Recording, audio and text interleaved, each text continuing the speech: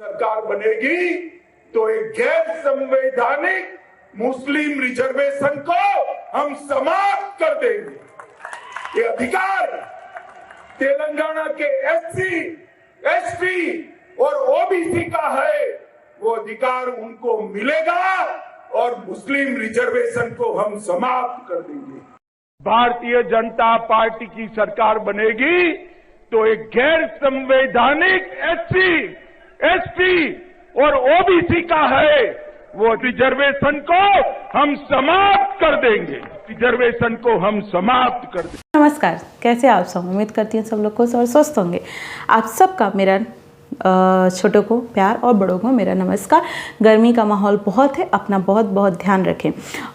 ये वीडियो जब मैंने प्ले किया पहले, ये थे हमारे देश के पता ही आप लोगों को होम मिनिस्टर अमित शाह, जिनका वीडियो मैंने प्ले किया। उसमें दो स्टेटमेंट आप सुनने को मिल रहा होगा, एक असली था, एक नकली था। असली कौन सा था?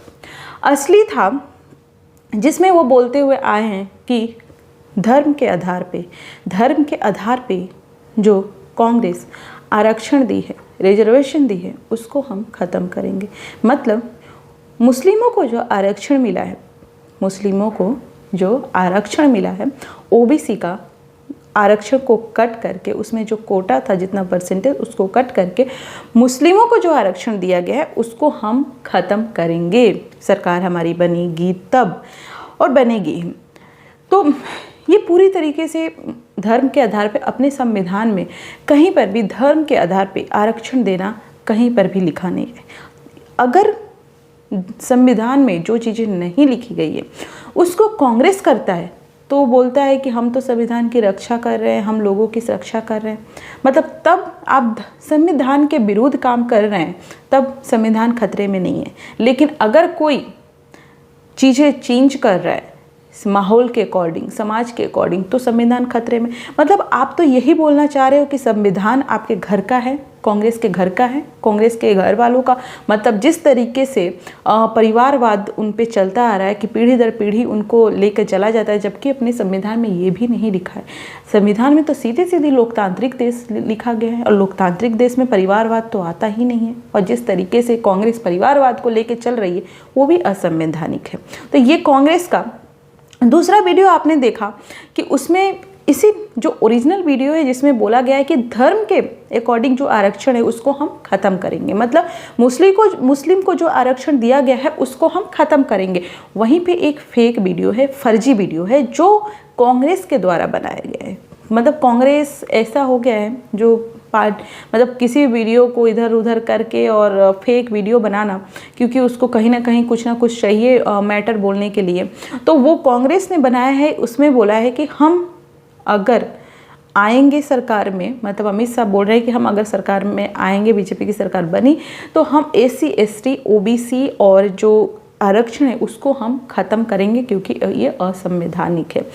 तो देखिए, ये एक असली वीडियो में ये बोला गया है कि हम मुस्लिमों का आरक्षण ख़त्म करेंगे जो कि धर्म के अकॉर्डिंग दिया गया है, और एक इसमें जो बोला गया है कि जो हम एससी, एसटी, ओबीसी का आरक्षण ख़त्म करेंगे क्योंकि ये असंवैधानिक है। तो इस तरीके से फेक वीडियो बना के प्रचार करना, और कांग्रेस के आईटी सेल के द्वारा ये बताता है कांग्रेस का किस तरीके से इनका डिपार्टमेंट काम कर रहा है, आगे भी और पर्दे के पीछे भी। तो यही था जिसमें अमित शाह ने एक्शन लिया, और दिल्ली पुलिस जो ये वीडियो बनाया है, आईटी सेल की जो चेयरमैन है वो सुप्रिया श्रीनाथ थे, जो आप प्रवक्ता भी हैं। आप अक्सर चैनलों पर उनको देख सकते हैं। और अरुण रेड्डी जो वायरल करने का उनका काम है। तो इन सब पे जिसने ये चीज़ें बनाई है और उस पर दिल्ली पुलिस की कार्रवाई हो रही है, और बहुत से लोग गिरफ्तार भी हो चुके हैं और इस चीज़ को लेकर के। अब मैं एक चीज़ बताना चाहूँगी कि मुस्लिमों को लेकर आरक्षण, देखिए मुस्लिमों को लेकर के धर्म के अकॉर्डिंग जो आरक्षण होता है वो नहीं है हमारे संविधान में, और देना भी नहीं चाहिए। जिस तरीके से कर्नाटका गवर्नमेंट ने ओबीसी कोटा में जो आरक्षण था उसको कट करके मुस्लिमों को आरक्षण दिया, ये कि ताकि उनका वोट बैंक काम करे, वोट मिले उनको, तो ये मुस्लिमों को आरक्षण देने का काम किया, जबकि ये पूरी तरीके से असंवैधानिक है, गैर कानूनी है। उस पर जब एक्शन लिया गया बीजेपी की तरफ से, और जो कमीशन ओबीसी कमीशन है उस पर उसकी तरफ से चीज़ें एक्शन में आई, तब ये चीज़ें हटाई गई। तो कहीं ना कहीं कांग्रेस का एक चीज़ जो बताता है कि हम संविधान में छेड़खानी करेंगे तो वो सही, लेकिन अगर दूसरी पार्टी करती है तो वो गलत, वो असंवैधानिक। ये चीज़ें बताता है कि कांग्रेस की सोच, कांग्रेस की ऐसी सोच हो गई है कि उसको लगता है कि देश में अगर कोई राज करे तो वो है कांग्रेस पार्टी, क्योंकि यही तो ये मुझे ये चीज़ें समझ नहीं आती। बहुत लोगों को मैंने सुना है कि क्या इस देश के लिए बलिदान नेहरू फैमिली नहीं दिया है क्या? मैं ये चीज़ तो पूछना चाहती हूँ, मतलब पार्टी से हट के ये सब जो राजनीतिक माहौल चल रहा है उस चीज़ से भी हट के मैं नॉर्मल क्वेश्चन, कॉमन क्वेश्चन पूछना चाहती हूँ, एकदम नॉर्मल, कि क्या हमारे देश में, हमारे देश के आज़ादी में सिर्फ नेहरू, पंडित जवाहरलाल नेहरू ने ही बलिदान किया है क्या, कि उनकी फैमिली को ही आगे बढ़ाया जा रहा है? उस स्वतंत्रता दिलाने में फ्रीडम फाइटर जितने भी थे हमारे, वो बहुत लोग थे, हर लोगों के खून पसीना, हर लोगों ने अपनी जान दांव पे लगा के मेहनत की और देश आज़ाद हुआ, लेकिन उनकी फैमिली का नामो निशाना नहीं है, क्योंकि उनको पता था कि असली देशभक्ति ये नहीं होती है कि परिवारवाद को चलाया जाए। असली देशभक्ति ये होती है कि हाँ, हमने लड़ा और हमारे खून में है, हमारे देश के हर वो लोग जो कभी भी आँच आएगा भारत के खिलाफ तो हम खड़े हैं, ये होता है। तो क्या नेहरू परिवार की पूरी फैमिली को पीढ़ी दर पीढ़ी आगे बढ़ाना, क्या ये गलत नहीं लगता आप लोगों को? मुझे कमेंट करके ज़रूर बताइएगा। और इस फेक और असली वीडियो में तो कांग्रेस के दोहरी चरित्र को मैंने दर्शाया, लेकिन ये क्वेश्चन है कि क्या ये गलत नहीं है कि सिर्फ नेहरू परिवार के फैमिली को आगे बढ़ाना? Thank you so much. मिलते हैं नेक्स्ट वीडियो में, अपना कमेंट जरूर दें। Thank you so much.